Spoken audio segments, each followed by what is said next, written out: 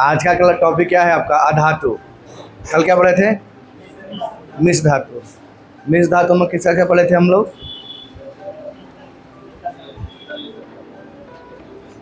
हाँ, जो दो या दो से अधिक धातुओं के मिलन से बनता है मिश्र धातु कहलाता है।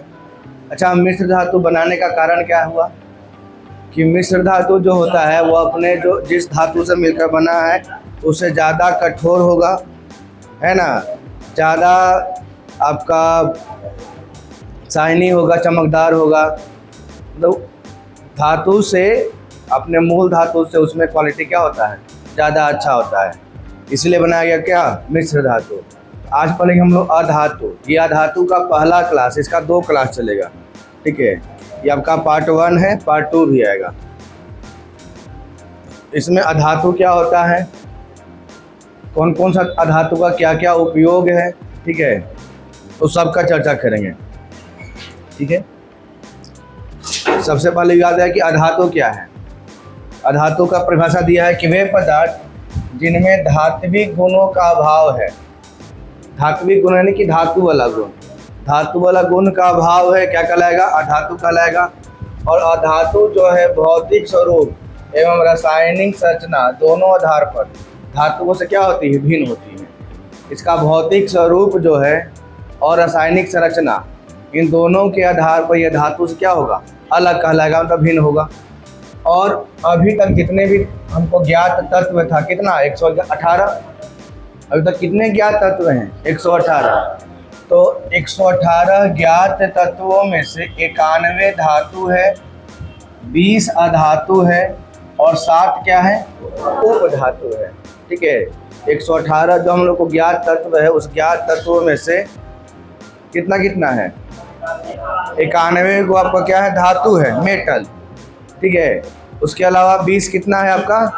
अधातु है और 7 उपधातु है। तो आज का टॉपिक हम लोग क्या है? अधातु, ठीक है। तो अधातु के गुण समझते हैं, उसकी प्रॉपर्टीज, उसमें क्या क्या गुण होता है। तो भौतिक अवस्था के आधार पर क्या है? तो अधात्विक तत्व यानी कि अधातुओं के अंतर्गत ठोस, द्रव एवं गैस तीनों तत्व सम्मिलित है। जैसे आपका पदार्थ का 3 होता है ना फॉर्मेट, ठोस, द्रव और गैस। धातु में भी होता है ठोस, द्रव, गैस। धातु में गैस कहाँ से होगा? ठोस और द्रव। लेकिन अधातु में क्या है? ठोस, द्रव और गैस तीनों है। अगर देखा जाए ठोस के रूप में, तो ठोस के रूप में आपको कार्बन दिखेगा, द्रव के रूप में अधातु आपका ब्रोमीन दिखेगा जो लिक्विड के फॉर्म में होता है, और गैस के रूप में क्या दिखेगा आपको? हाइड्रोजन दिखेगा, ठीक ना है। तो अधातु क्या होता है? धातु से भिन्न होते हैं। इसका भौतिक संरचना भी अधातु से क्या है? अलग है। और क्या क्या अलग है? रासायनिक संरचना और भौतिक स्वरूप, ये दोनों उसके क्या होते हैं? धातु से अलग होते हैं। ऐसे आप लोग क्लास में हम धातु पढ़ा चुके हैं। धातु पढ़े हैं आप लोग? पढ़ाए हैं। इसका वीडियो भी अपलोड है यूट्यूब पे, देख लीजिएगा जाके, बैक में जाके। मतलब जिनका क्लास छूटा रहेगा वो जाके अपना देख लेंगे उस टॉपिक को, क्या धातु क्या है, ठीक है। अब आवर्त सारणी का भी वीडियो अपलोड है आप लोग के टॉपिक क्लास। आवर्त सारणी, आप लोग बोले थे ना कि सर आवर्त सारणी हम नहीं पढ़े हैं, वो भी वीडियो अपलोड है, आगे देख लीजिए केमिस्ट्री वाला पार्ट प्ले लिस्ट में, ठीक है। आवर्त सारणी। अभी क्या है? अधातु। अधातु का भौतिक संरचना, भौतिक स्वरूप और रासायनिक संरचना के आधार पर यह धातु से क्या होता है? भिन्न होता है। और ये तीनों रूप में मिलता है, ठोस में भी, द्रव में भी, गैस में भी, ठीक है। तो ठोस में आपको दिख रहा होगा कार्बन। कार्बन में आपको क्या होता है? कोयला देख रहे होंगे, कोयला कार्बन का है ना प्रूफ, ठीक है। तो कोयला हो गया। द्रव में हो गया आपका कौन सा? ब्रोमीन। देखिए यहाँ पर ब्रोमीन दिख रहा है, लिक्विड के रूप में है ना। यहाँ पर ब्रोमीन किसके रूप में है? द्रव के रूप में। और गैस के रूप में तो हाइड्रोजन जानवे करते हैं। अब हाइड्रोजन से बहुत सारी बस, कार आने वाला आ गया है, हाइड्रोजन चलने वाला। हाइड्रोजन एक दहनशील ईंधन है, ठीक है, ईंधन के रूप में काम करता है, ज्वलनशील ईंधन है। और इससे क्या होता है, क्या बोल सकते हैं उसको, प्राकृतिक सुरक्षित रहता है, ये बोल सकते हैं। इससे आपका नुकसान दायक जो होता है ना, क्या बोल, क्लोरोफ्लोरोकार्बन है सब, तो हाइड्रोजन से चलने वाली गाड़ियों से नहीं निकलती हैं। न धुआं निकलेगा न कुछ निकलेगा, मतलब कि ये वातावरण के लिए क्या है, अच्छा है।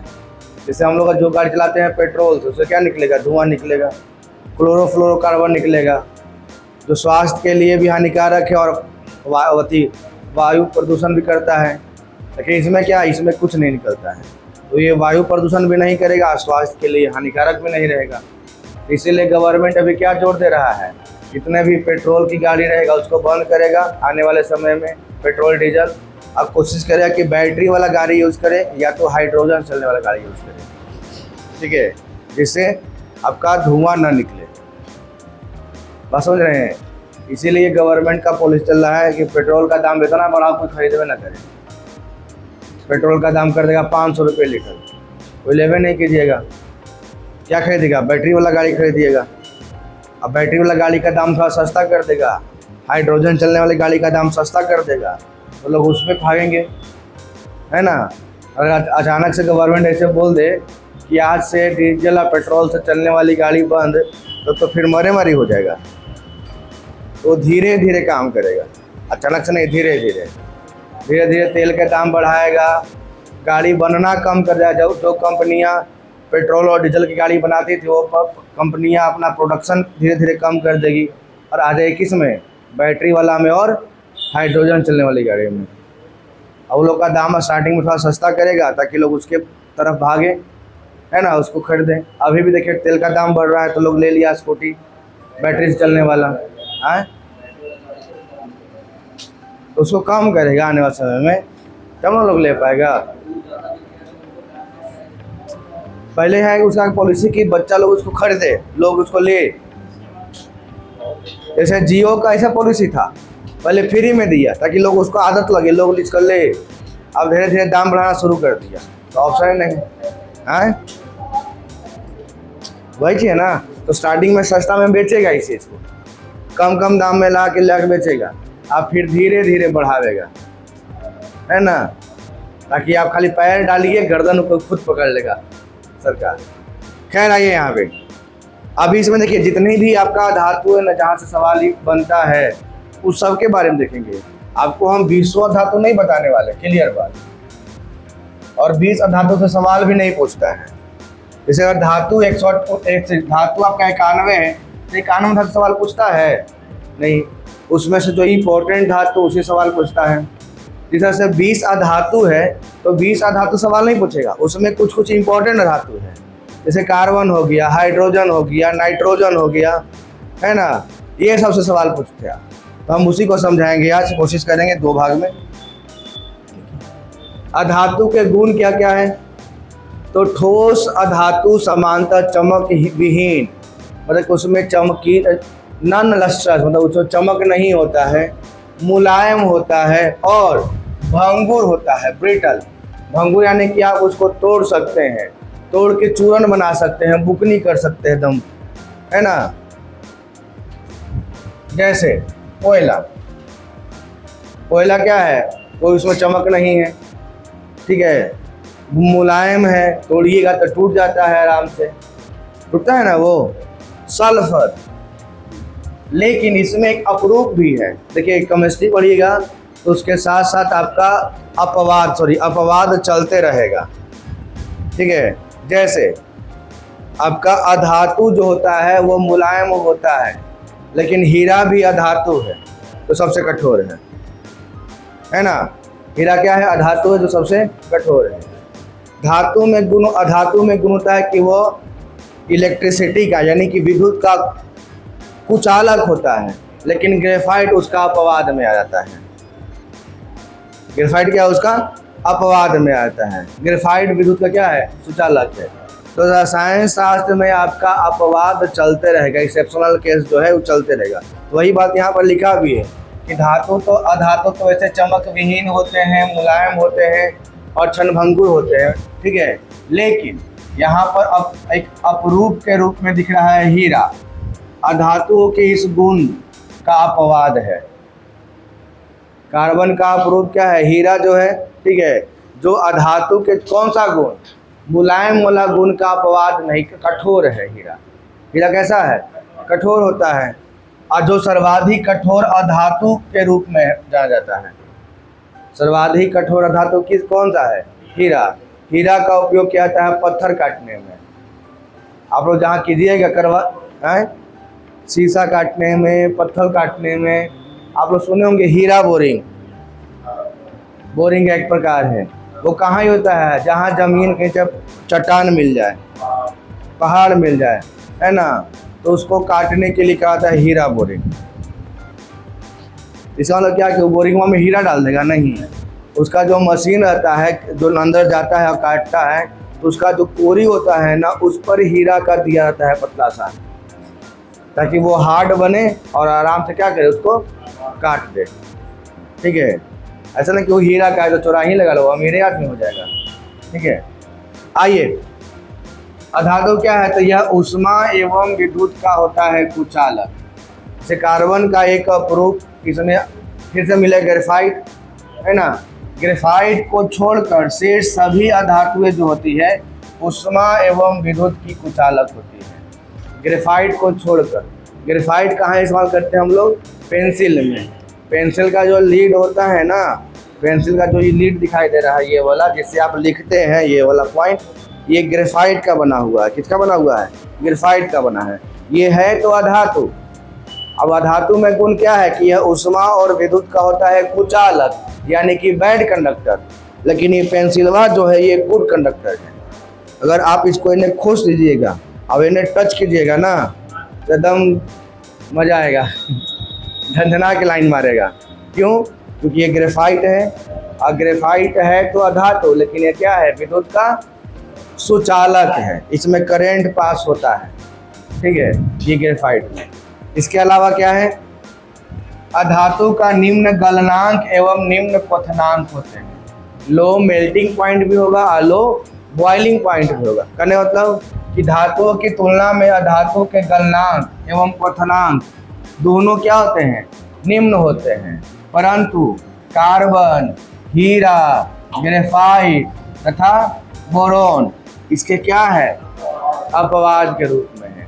ठीक है, जिनके गलनांक एवं क्वथनांक अत्यंत उच्च है। अब हीरा कठोर है तो तुरंत तो गलेगा नहीं, नहीं ना है, और तुरंत जमेगा भी नहीं। तो ये अपवाद में क्या क्या है? कार्बन है, हीरा है, ग्रेफाइट है और बोरॉन।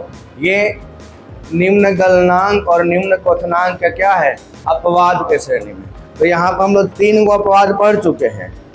एक होता क्या है कि अधातु होता है मुलायम, लेकिन उसका अपवाद क्या है? हीरा। अधातु होता है विद्युत का और ऊष्मा का कुचालक, अपवाद क्या है? ग्रेफाइट। अधातु का क्वथनांक और गलनांक दोनों निम्न होता है, लेकिन उसका अपवाद क्या है? कार्बन, हीरा और ग्रेफाइट और बोरॉन, ये सबका क्वथनांक और गलनांक दोनों क्या है? उच्च है, हाई रहता है। क्योंकि ज़्यादा तापमान देंगे तब गलेगा, और ज़्यादा तापमान देंगे तब जमेगा। ठीक है, आगे देखते हैं क्या है कि इलेक्ट्रॉन ग्रहण करने की प्रवृत्ति। तो जितने भी अधातु मिलनी है, कुछ को छोड़ इसके में अपवाद आएगा। तो अधातुओं में धातुओं से अभिक्रिया करते समय इलेक्ट्रॉन ग्रहण करके अथवा साझा करके उत्कृष्ट गैस के समान इलेक्ट्रॉनिक विन्यास प्राप्त करने की प्रवृत्ति होती है। और अधातुओं के बाहरी कक्षा में कितना? 4 से 8 इलेक्ट्रॉन होते हैं। 4 से 8 इलेक्ट्रॉन की मतलब कि वो इलेक्ट्रॉन का त्याग करेगा कि इलेक्ट्रॉन ग्रहण करेगा? इलेक्ट्रॉन ग्रहण करेगा। क्योंकि आप किसी भी पढ़े होंगे कि कोई भी जो धातु होते हैं या धातु, वो चाहते तत्व जो होते हैं वो चाहते हैं कि हमारे बाहरी कक्षा में कितना इलेक्ट्रॉन हो? 8 इलेक्ट्रॉन। जैसे मान लीजिए कि अब हमारे पास 7 रुपया है, हमको 1 रुपया और चाहिए, तो 1 रुपया हम किसी से ले लेंगे। और जिसके पास 2 रुपया है उसको बैलेंस होना चाहिए 6 रुपया हो, है ना। तो 2 रुपया दे किसी को देगा ना, कि 6 रुपये उधारी लेगा, 2 रुपये किसी को देगा। तो इसमें यही है कि जिसकी बाहरी कक्षा में 4 से 8 इलेक्ट्रॉन, 4 से 8 यानी कि 5, 6, 7। तो अगर 5 इलेक्ट्रॉन है तो इसको 3 रुपया और चाहिए। 6 इलेक्ट्रॉन तो इसको 2 इलेक्ट्रॉन और चाहिए। जिसके बाहरी कक्षा में 7 इलेक्ट्रॉन, उसको एक ही इलेक्ट्रॉन और चाहिए। तो इलेक्ट्रॉन ले रहा है ना वो, तो ले रहा है तो उसको क्या बोलते हैं, ग्रहण करना बोलते हैं।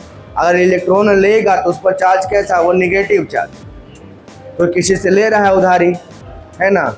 ये सब बता चुके हैं आप लोग, इलेक्ट्रॉन त्यागने की प्रक्रिया, इलेक्ट्रॉन ग्रहण करने की प्रक्रिया, प्रवृत्ति, ये सब आप पिछले क्लास में हुआ है। तो अधातु के बाहरी कक्षा में कितना इलेक्ट्रॉन, 4 से 8 इलेक्ट्रॉन होता है। हाइड्रोजन और हीलियम इसके अपवाद हैं, क्योंकि हाइड्रोजन का परमाणु संख्या 1, हीलियम का 2, ठीक है। तो हाइड्रोजन और हीलियम के बाहरी कक्षा में कितना इलेक्ट्रॉन, 1 और 2।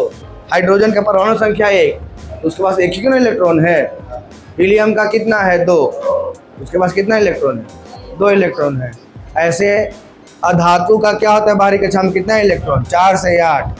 लेकिन इसका अपवाद क्या हो गया, हाइड्रोजन और हीलियम, इसकी बाहरी कक्षा में कितने इलेक्ट्रॉन, 1 और 2 इलेक्ट्रॉन है। और अधातु इलेक्ट्रॉन ग्रहण करके, देखिए इलेक्ट्रॉन ग्रहण करके ऋणायन का परिवर्तित हो जाती है। जो इलेक्ट्रॉन ग्रहण करेगा वो कैसा चार्ज, निगेटिव चार्ज। तो निगेटिव चार्ज जिसको क्या बोलते हैं, ऋणायन, या इंग्लिश में क्या बोलते हैं, अनायन, है ना।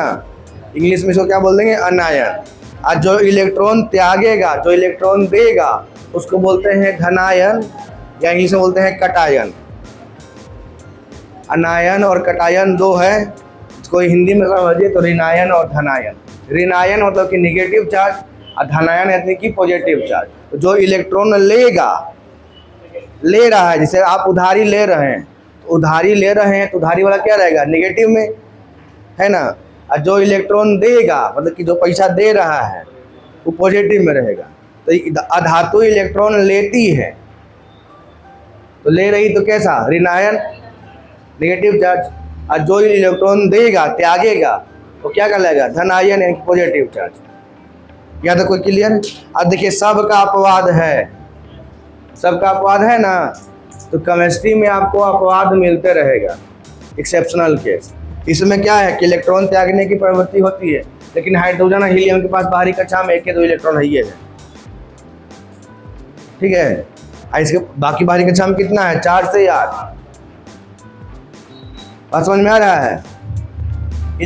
धातु का गुण क्या है, विद्युत का कुचालक, लेकिन अपवाद में क्या है, अपवाद में ग्रेफाइट। आप लोग शांत रहिए, महिला मंडली से है। अधातु का गुण क्या है, वो मुलायम होता है, लेकिन अपवाद में क्या है, तो अपवाद के नाम ना बताइएगा उसका।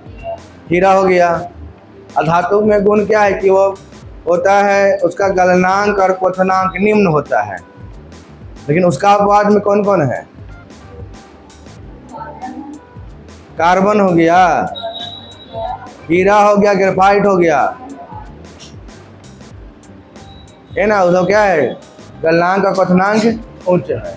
यही तो लिखा हुआ है, कार्बन है, हीरा है, ग्रेफाइट है, और एक और बच गया था, बोरोन। आगे अब देखिए आवर्त सारणी की अगर बात किया जाए, तो जितने भी अधातु है, अधात्विक गुण वाले जितने भी तत्व है, तो आवर्त सारणी के दाएं भाग में ऊपर से स्थान दिया गया है। और किस ब्लॉक में मिलेगा आपको, पी ब्लॉक। तो यही पी ब्लॉक है, ये जो दिख रहा है ना, देखिए 4 को ब्लॉक है ना, एस, पी, डी और एफ। ये 4 तरह के ब्लॉक होता है, S block, P block, D block और एफ ब्लॉक। तो S, P, D, F, S, P, D और एफ। और ये जो ब्लॉक, इसको क्या बोलते हैं, पी ब्लॉक। तो जितने भी धातु है यही पी ब्लॉक में ही रहेगा। किस ब्लॉक में, पी ब्लॉक में। लेकिन सभी पी ब्लॉक में धातु नहीं है, उसका चेन बन रहा है, वो झिकझैक लाइन बनता है, ठीक है। यहाँ से शुरू होगा ऐसे करके,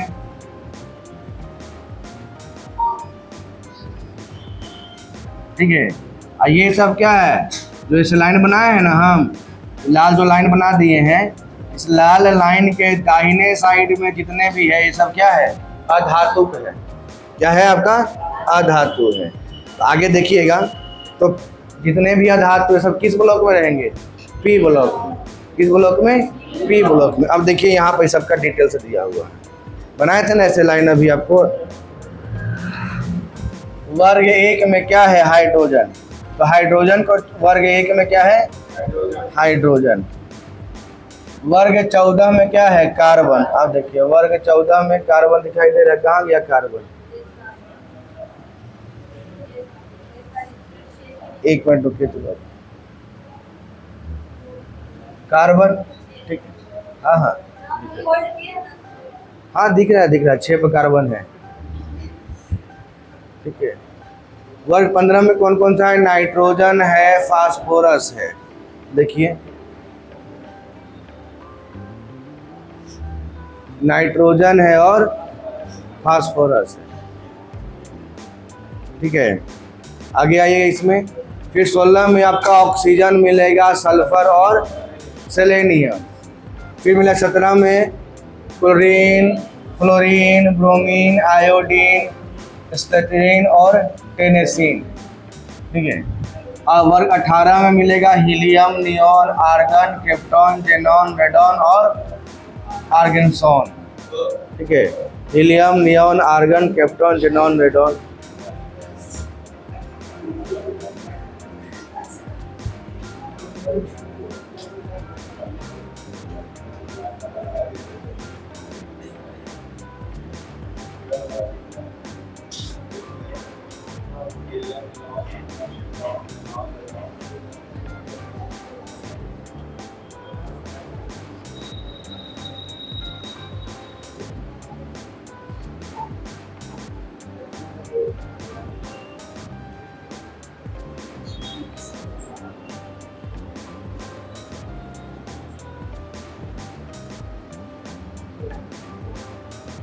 याद हो गया? चलो। वर्ग 1 में कौन सा? हाइड्रोजन। वर्ग 14 में कार्बन। यहाँ दिखेगा आपको वर्ग 14 में। वर्ग 15 में नाइट्रोजन और फास्फोरस। वर्ग 16 आएंगे ऑक्सीजन, सल्फर और सेलेनियम। ठीक है। आइए वर्ग 17 फ्लोरीन, क्लोरीन, ब्रोमीन, आयोडीन। ठीक है। और स्टेरीन और टेनेसीन आगे मिलेगा इधर में। उसी का पार्ट इधर भी आता है ना। वर्ग 18 में क्या है? Helium, neon, argon, krypton, xenon, radon और आर्गेनेसोल। ये आपका नाम मिलेगा। इसमें आगे बढ़िएगा। देखिए अभी बात करें किसका? हाइड्रोजन का। तो हाइड्रोजन का 3 गो समस्थानिक है। तीनों का अपना अपना नाम है। जैसे अगर बोला जाए पहला समस्थानिक कौन सा है? प्रोटियम। प्रोटियम में हाइड्रोजन यह एकमात्र तत्व है जिसके परमाणु में न्यूट्रॉन क्या है? नहीं पाया जाता। तो बोले कि कौन सा ऐसा तत्व है जिसके परमाणु में न्यूट्रॉन नहीं पाया जाता है ना? तो उसका आंसर क्या होगा? प्रोटियम। प्रोटियम क्या है? हाइड्रोजन का समस्थानिक। अच्छा, समस्थानिक समभारिक बताए हैं आप लोग को, जिसके परमाणु संख्या समान, परमाणु द्रव्यमान भिन्न भिन्न हो, समस्थानिक कहलाएगा। जिसका परमाणु संख्या भिन्न भिन्न लेकिन परमाणु द्रव्यमान समान हो, समभारिक कहलाएगा। ये लोग 10th क्लास में पढ़े होंगे आप लोग, समस्थानिक और समभारिक। अब यहाँ पर देखिए इसमें क्या है कि इसमें एक ही इलेक्ट्रॉन है और एक प्रोटॉन है और न्यूट्रॉन कितना? 0। एक इलेक्ट्रॉन और एक प्रोटॉन। तो प्रोटॉन यहाँ पर एक ही को है और एक क्या है? इलेक्ट्रॉन है। इलेक्ट्रॉन बाहरी कक्षा में लगाता है चक्कर। अब प्रोटॉन और न्यूट्रॉन कहाँ होता है? केंद्र में, मतलब न्यूक्लियस के पास। तो यहाँ पर एक ही प्रोटॉन दिखाई दे रहा है। इसका दूसरा जो समस्थानिक उसका क्या नाम है? ड्यूटेरियम। ड्यूटेरियम आप लोग पढ़े होंगे, भारी जल, D2O पढ़े ना ड्यूटेरियम का, भारी जल के रूप में। तो ड्यूटेरियम क्या है? इसके भारी हाइड्रोजन। इसमें क्या है कि अनेक जैव रासायनिक अभिक्रिया में सूचक के रूप में और भारी जल के निर्माण में होता है प्रयोग। किसका? ड्यूटेरियम का। ड्यूटेरियम भारी जल को बुलाता है D2O, भारी जल ड्यूटेरियम ऑक्साइड। ऐसे जल हाइड्रोजन ऑक्साइड H2O, इसमें D2O। तो भारी जल के निर्माण में किसका उपयोग किया जाता है? ड्यूटेरियम का। इसमें क्या है कि एक इलेक्ट्रॉन है, एक प्रोटॉन है और एक न्यूट्रॉन है। और देखिए न्यूट्रॉन यहाँ पर, प्रोटॉन और न्यूट्रॉन दोनों है केंद्र में, है ना। तो दोनों है, क्या है, दोनों है। तो दोनों में क्या आ जाएगा, ड्यूटेरियम। दोनों रहेगा तो ड्यूटेरियम। एक प्रोटॉन और एक न्यूट्रॉन दोनों रहेगा तो क्या कहलाएगा, ड्यूटेरियम। अब यहाँ देखिए ट्राइटियम। ट्राइटियम है, इसमें क्या है, यह हाइड्रोजन का रेडियो सक्रिय समस्थानिक है। इसमें एक इलेक्ट्रॉन, एक प्रोटॉन और 2 न्यूट्रॉन है। अब देखिएगा, एक प्रोटॉन है और 2 न्यूट्रॉन है, एक प्रोटॉन है और 2 न्यूट्रॉन है, तो 3 गो हो गया। एक प्रोटॉन और 2 न्यूट्रॉन, कितना हो गया, 3। तो 3 को क्या बोलेंगे, ट्राइटियम। एक प्रोटॉन और एक न्यूट्रॉन क्या रहेगा, 2, तो ड्यूटेरियम। ड्यूटेरियम याद हो रहा है कि बस ऐसे ही। इधर से देवता लोग, आज बच्चा लोग टेस्ट के नाम से कुछ लोग नहीं भी आए हैं। क्या शनिवार है, हो सकता है कि सर हम लोग के साथ नाइंसाफ़ी कर दें, हमको धोखा दे दें, इसलिए शनिवार के दिन चले हुए नहीं करें, क्लासे नहीं आएंगे। अब उनको पता नहीं कि सर अब तेज हो गए हैं। अब वो सर, वो पहले वाला सर नहीं रहे कि शनिवार के दिन शनिवार टेस्ट लेवेंगे, वो अपना नुकसान करवाएंगे। सर भी इंतज़ार करते हैं, सब चीज़ सेट रखते हैं करके, सब चीज़ सेट रहता है, क्वेश्चन आंसर। सर इंतज़ार कर, जिस दिन देखा लेकिन क्लास फुल है, उसी दिन चलो आज ही लोग का मैच खिलवा देते हैं, है ना। तो अब सर वो सर नहीं रहे जो पहले थे शरीफ, अब हो गए हैं तेज आदमी। इसलिए क्लास छोड़ना समझदारी नहीं है आज के डेट में। शनिवार के दिन क्लास छोड़ना समझदारी नहीं है, बेवकूफ़ी होगा, है ना। पहले लोग शनिवार के दिन अवे नहीं करते थे। हमको याद है कि एक क्लासरूम में 70 बच्चा होते थे, 70-75 बच्चे। और शनिवार के दिन प्रेजेंट कितना है, तो 15 गो 20 गो। क्यों भाई, तो आज टेस्ट इसलिए नहीं है। तो टेस्ट से कब तक भागिएगा, कितना दिन भागिएगा टेस्ट से, कोई उपाय नहीं है। इसीलिए हम भी अपना माइंडसेट चेंज कर दिए कि चलिए शनिवार के दिन टेस्ट ना लेके सप्ताह के किसी भी दिन टेस्ट ले लेंगे, है ना। जिस दिन कि सारा बच्चा आया हुआ है उसी दिन पर क्वेश्चन पार्ट डबल जाएगा, तब ना आएगा मज़ा। अभी पिछला दिन टेस्ट नहीं था तो कितना बच्चा था, 95 बच्चा था। हम 70 करवाए थे कॉपी, फोटो कॉपी, बाद में फिर 20 करवा के लेके आए, 90 बच्चा के आसपास। जबकि उसमें 15-20 बच्चा एब्सेंट थे फर्स्ट बैच में, और सेकेंड बैच में भी बहुत सारा बच्चा एब्सेंट है। तब अगर सबको अगर मिला दिया जाए तो 125-150 का दोनों बैच का हो जाएगा, 150 बस बच्चा। चलिए आइए यहाँ पे ड्यूटेरियम।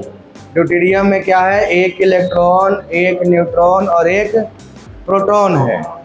और इसका कौन सा, एक हाइड्रोजन का कौन सा समस्थानिक है जिसमें न्यूट्रॉन नहीं होता है, प्रोटियम। सामने दिख रहा है कि जिसके परमाणु में न्यूट्रॉन नहीं पाया जाता है ना, न्यूट्रॉन होता ही नहीं है। न्यूट्रॉन नहीं होता है तब ना यहाँ पर न्यूट्रॉन नहीं लिखा है, सिर्फ ये लिखा है, एक इलेक्ट्रॉन है और एक क्या है, प्रोटॉन है। ड्यूटेरियम में एक इलेक्ट्रॉन, एक प्रोटॉन और एक न्यूट्रॉन। और ट्राइटियम में एक प्रोटॉन, एक इलेक्ट्रॉन और 2 न्यूट्रॉन, है ना।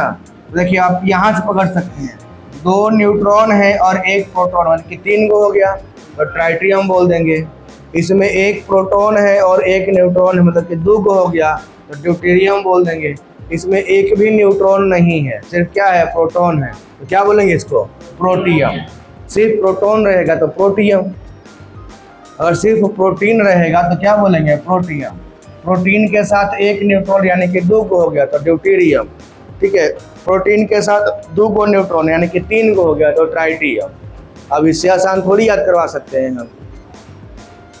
प्रोटियम यानी कि प्रोटॉन है, न्यूट्रॉन उसमें नहीं है। हो गया क्लियर। कल के पूछेंगे सवाल तो भुला दीजिएगा, बोल सकते हाँ सर, कोशिश करेंगे भूलने का। आइए हाइड्रोजन, हाइड्रोजन का रासायनिक चिन्ह क्या होता है? H होता है। इसका खोजा किसने था? हेनरी कैवेंडिश ने खोजा था। लेकिन इसका नामकरण क्या था? एंटोनी लेवोजियर, है ना। हाइड्रोजन का नामकरण किया था एंटोनी लेवोजियर और खोजा कौन था? कैवेंडिश। खोजा कौन था? कैवेंडिश, हेनरी कैवेंडिश खोजा था और नामकरण किया था एंटोनी लेवोजियर ने। इसकी परमाणु संख्या 1 है, परमाणु द्रव्यमान 1.008 है, ठीक है। और इसका प्रकृति कैसा है? तो समान ताप और दाब का कैसे रूप में रहता है? गैस के रूप में रहता है, ठीक है। इसके अलावा हाइड्रोजन शब्द जो है ग्रीक भाषा के 2 शब्दों के संयोग से बना है। हाइड्रोजन अर्थात जल और जेनस अर्थात निर्माण करने वाला, ठीक है, यानी कि जो जल का निर्माण करता हो, यही ना हो गया हाइड्रोजन।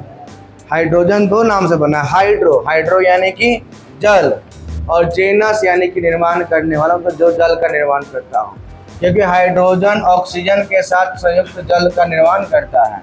हाइड्रोजन आवर्त सारणी का प्रथम तत्व है, आवर्त सारणी का प्रथम तत्व है। इसकी परमाणु संख्या कितनी है? 1 है। और अब तक ज्ञात सभी तत्वों में हाइड्रोजन की परमाणु संरचना सबसे सरल है।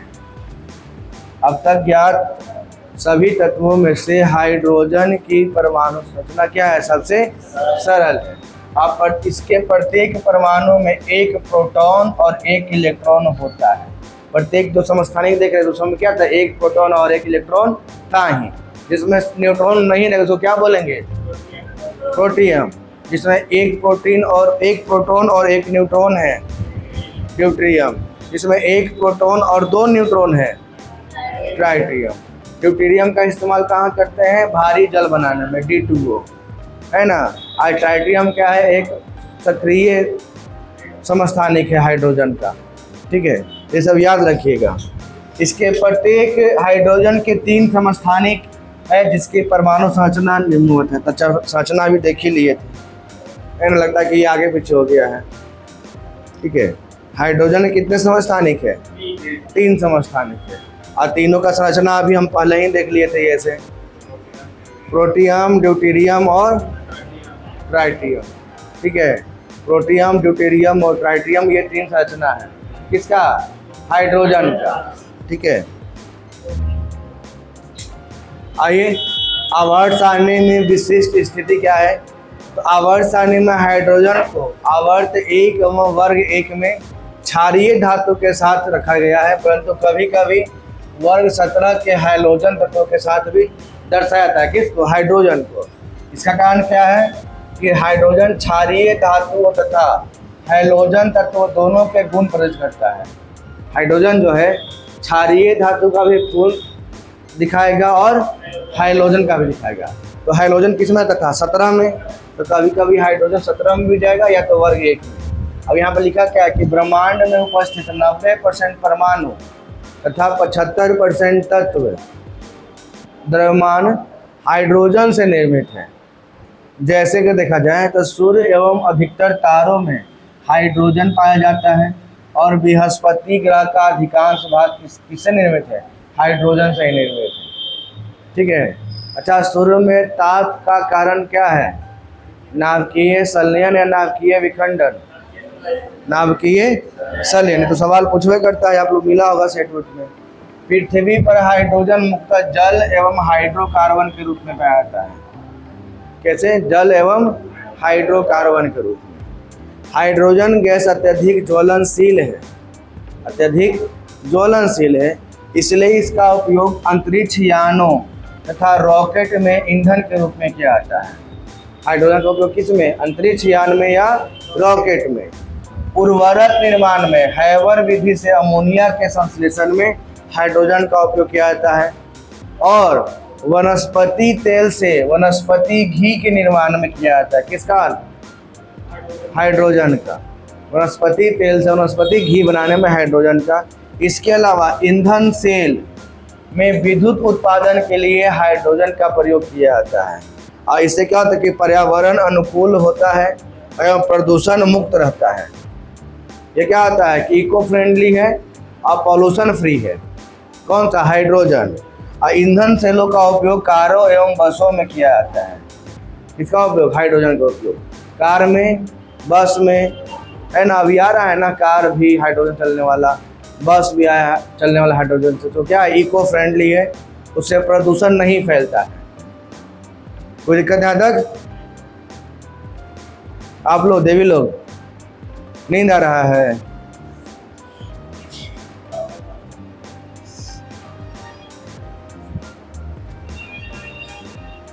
अब बात करते हैं कार्बन।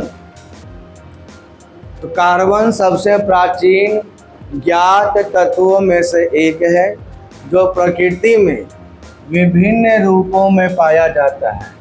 इसे आवर्त सारणी में आवर्त 2, वर्ग 14 और पी ब्लॉक में रखा गया है ना। पढ़े थे ना अभी। कार्बन है, परमाणु संख्या 6 है, द्रव्यमान है 12.011, सामान्य ताप और दाब भी कैसा रहता है? ठोस के रूप में रहता है। इसका संरचना कैसा होता है? क्रिस्टल और षटकोणीय होता है। गलनांक कितना है? 3820 केल्विन, या डिग्री सेल्सियस में कितना? 3546.85 डिग्री सेल्सियस। और क्वथनांक कितना है? 5100। क्वथनांक तो उबलेगा 5100 में, ठीक है। चलिए, कार्बन एक चतुष्क संयोजी। इसकी बाह्य संरचना कैसी होती है? बाहरी कक्षा में कितने 4 इलेक्ट्रॉन होते हैं, क्योंकि कार्बन का परमाणु संख्या होता है 6, तोड़ेंगे तो 2 4। बाहरी कक्षा में कितना इलेक्ट्रॉन? 4 इलेक्ट्रॉन। अन्य परमाणुओं के साथ सहसंयोजन बंधन द्वारा जुड़कर कार्बन जो है कार्बन बंधनों की लंबी श्रृंखला बनाते हैं। आप लोग पढ़े होंगे methane, ethane, propane, butane, pentane, hexane, heptane, octane, नोनेन, decane, है ना। जितना भी कार्बन रहेगा वो कार्बन एक दूसरे से जुड़ते रहेगा, लंबा चेन बनाएगा वो। जैसे आपको यहाँ पर दिख रहा हो कार्बन कार्बन से जुड़ रहा है सब, ठीक है। तो एक लंबा चेन बनाता है। जैसे बेंजीन, बेंजीन का क्या है? C6H6, उसमें भी कार्बन है, कार्बन है और क्या है? हाइड्रोजन है। बात समझ रहे हैं? तो कार्बन क्या बनाता है? कौन सा बॉन्ड? Covalent bond. अब बॉन्ड के बारे में हम पिछले क्लास में चर्चा किए थे, याद आ रहा है? सहसंयोजन बंधन लिखवाए थे बाबू उसमें। आप लोग कौन दुनिया में हैं? क्लास आते थे उस समय? इस प्रकार कार्बन जो है सर्वाधिक यौगिकों का निर्माण करता है। कौन? कार्बन। सबसे ज़्यादा यौगिक कौन बनाएगा? कार्बन बनाएगा, ठीक है। इसके अलावा आते हैं और क्या पढ़ना है? कार्बन के अपरूप देखना है। तो कार्बन के अपरूप में क्या आता है? हीरा आता है। लिखा हुआ है ना कि कार्बन परमाणुओं की परस्पर आबंध संरचना मतलब बॉन्डिंग से बनता है, और इसके विभिन्न रूप है जो कार्बन के अपरूप कहलाते हैं। तो कार्बन के रूप में सबसे पहला क्या नाम आया इसमें? हीरा। हीरा भी कार्बन का अपरूप है। ग्रेफाइट भी कार्बन का अपरूप है। 10th क्लास में आप लोग पढ़े होंगे, दोनों का संरचना होता है, एक षटकोणीय होता है, एक चतुष्कोणीय होता है। 10th का ये कहानी याद आ रहा है? अभी लोग टेंशन में कि सर 2 दिन पहले पढ़ाते तो हमको याद नहीं रहता है। आज 10th पढ़े आज से 4 साल पहले, कैसे याद रहेगा? आप भी एकदम मजाक वाला बात पूछते हैं, है ना। इसमें हमारी गलती, हम पूछ लेते हैं। हीरा आते हैं। हीरा कार्बन का क्या है? ठोस क्रिस्टलीय रूप है, जिसमें कार्बन का प्रत्येक परमाणु 4 अन्य कार्बन परमाणु के साथ जुड़कर एकल बंध बनाकर एक त्रि-आयामी संरचना का निर्माण करते हैं। जैसे वहाँ पर दिख रहा है, वो संरचना किसका है? हीरा का है, ठीक है। और इसी संरचना के कारण यह प्रकृति का सबसे कठोर पदार्थ होता है। त्रि-आयामी संरचना बनाने के कारण पृथ्वी का सबसे कठोर पदार्थ कौन होता है? हीरा हो जाता है। हीरे की संरचना में सभी इलेक्ट्रॉन दृढ़ता से बंधे होते हैं, मतलब टाइटली पैक होते हैं, जो गति करने के लिए स्वतंत्र नहीं होते हैं। और यही कारण है कि यह विद्युत का कुचालक होता है, परंतु उष्मा का सुचालक है ना। हीरा जो है विद्युत का कुचालक है, लेकिन वो क्या है? उष्मा का सुचालक है। ध्यान देना है, हम सवाल फंसेगा यहाँ से। शुद्ध हीरा जो होता है वो रंगहीन, पारदर्शी, जल में अविलेय होता है। अविलेय होता है कि जल में घुलेगा नहीं, है ना। पारदर्शी होता है और रंगहीन होता है। अगर हम लोग को शुद्ध हीरा मिल जाएगा गिरा हुआ तो उसमें कोई चमक नहीं रहता है, कोई चमक नहीं है, एकदम लगा कि पत्थर है, ट्रांसपेरेंट पत्थर है, हम लोग उसको फेंक देंगे। लेकिन वही जो जौहरी होता है उसी को तराशता है ना, उसको तराशेगा, पॉलिश करेगा, तब उसमें क्या आता है, चमक, और तब उसका दाम जो होता है 100 गुना तक भाग जाता है। ठीक है, तो हीरा में चमक आने का मेन कारण क्या है कि उसका कठोरता तो है ही, मेन उसका तराशना है।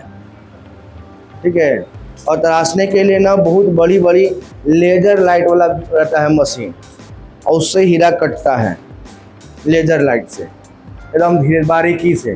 कभी कभी आप कोई हीरा जो कंपनी होते, अभी सूरत में क्या है, हीरा कंपनी है, जहाँ पर क्या होता है कि हीरा को तराशा जाता है, उस पर नक्काशी दिया जाता है, काटा जाता है, तब उसमें चमक आएगा और तब वो मार्केट में आएगा हीरा, तो वो लेता है टेंडर।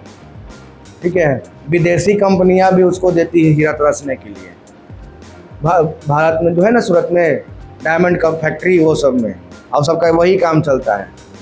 अब बहुत महीन, जैसे मान लें कि आप उसका वर्कर है तो आपको गिन के देगा हीरा, एकदम छोट छोट काम करने के लिए, तो गिन के देगा तो आपको उतना गिन के देना पड़ेगा।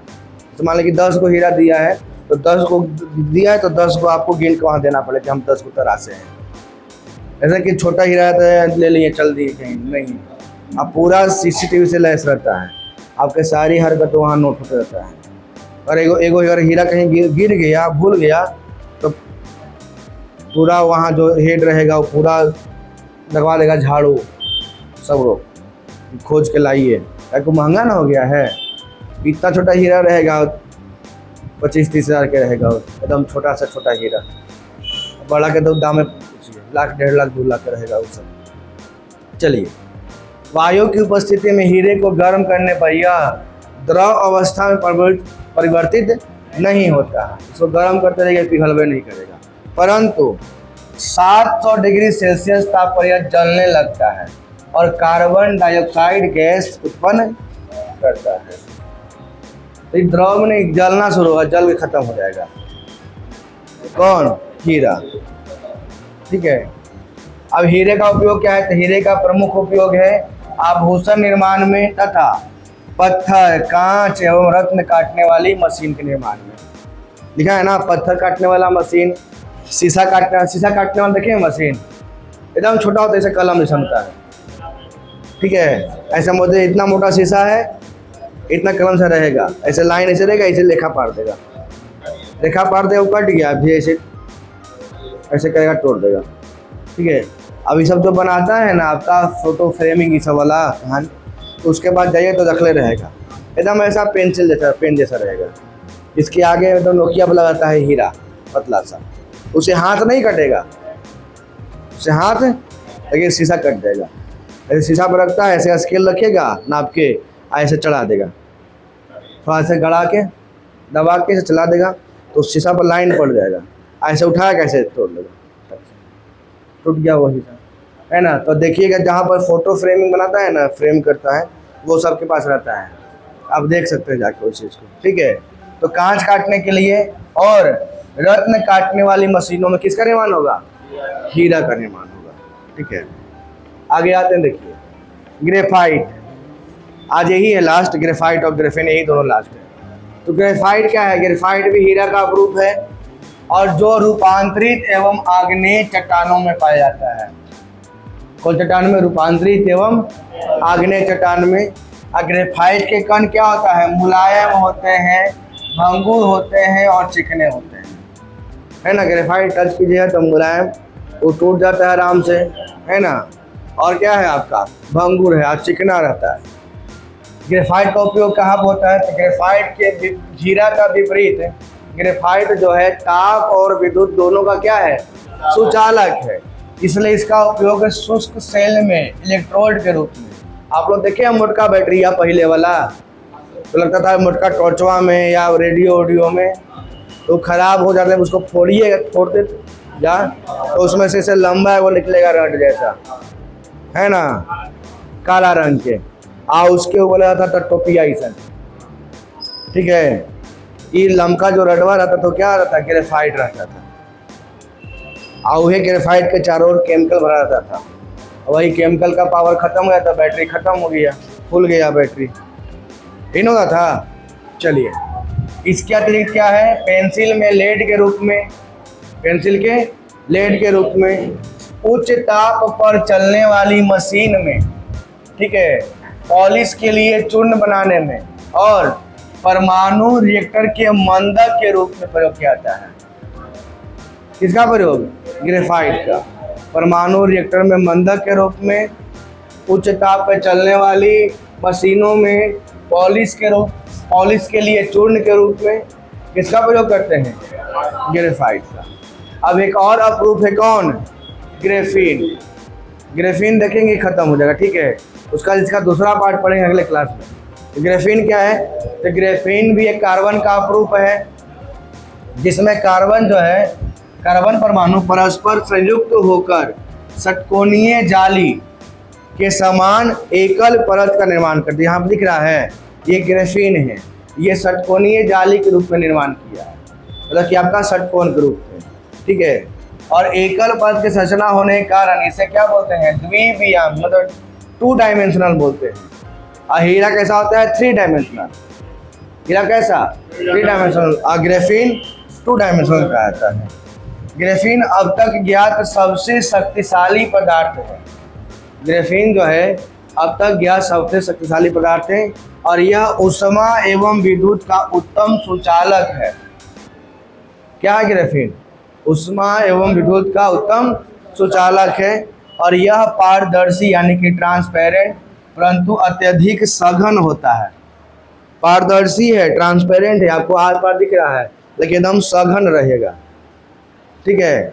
और ये विद्युत और ऊष्मा का क्या है, सुचालक है, कौन, ग्रेफीन। इसका उपयोग कहाँ करते हैं, तब पुनः चार्ज होने योग्य बैटरी में, जो रिचार्ज वाला होता है ना बैटरी, वो बैटरी में, सौर सेल में, ऊर्जा संग्रहालय मतलब कि कैपेसिटर में, जो कैपेसिटर लगता है ना पंखा में, हम लोग उसको क्या बोलते हैं, कंडेंसर, है ना। तो कंडेंसर क्या है आपका, कैपेसिटर ही है, उसमें ऊर्जा स्टोर रहता है। आप देखिएगा कि उसका कंडेंसरवा का दोनों मुँह पकड़ के आप बिजली खोसिएगा, लाइन में खोसिएगा तो वो स्टोर कर लिया, आप उसको सटाइएगा तो तितकी फेंकेगा, और बिना सटाए पकड़ लिए ना तो लाइन से ज़्यादा झटका मारता है, कुछ देर के लिए मारने लगे तेज झटका मारेगा, भड़ाक से ना, पूरा दिमाग का सभी नस खोल देगा, ठीक है। लेकिन जैसे अगर दोनों तार ऐसे है, इसको सटा दिए तो तितकी फेंका, डिस्चार्ज हो गया। तो डिस्चार्ज हो गया तो कोई दिक्कत नहीं, आप उसको पकड़ सकते हैं। लेकिन जब तक डिस्चार्ज नहीं किए हैं उसको, और गलती से दोनों को पकड़ लिए, समझिए कि ना वो तेज़ झटका मारता है, कुछ सेकंड के लिए मारेगा, बहुत तेज़ झटका मारेगा, क्योंकि लाइन से ज़्यादा झटका मारता है, ठीक है।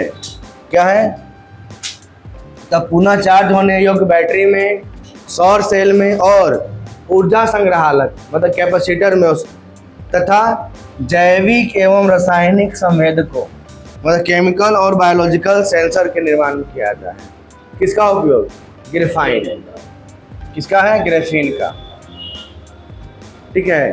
तो आज इतना ही करेंगे क्लास, इसके बाद क्या पढ़ेंगे, कार्बन का प्रूफ अगले क्लास में, ठीक है।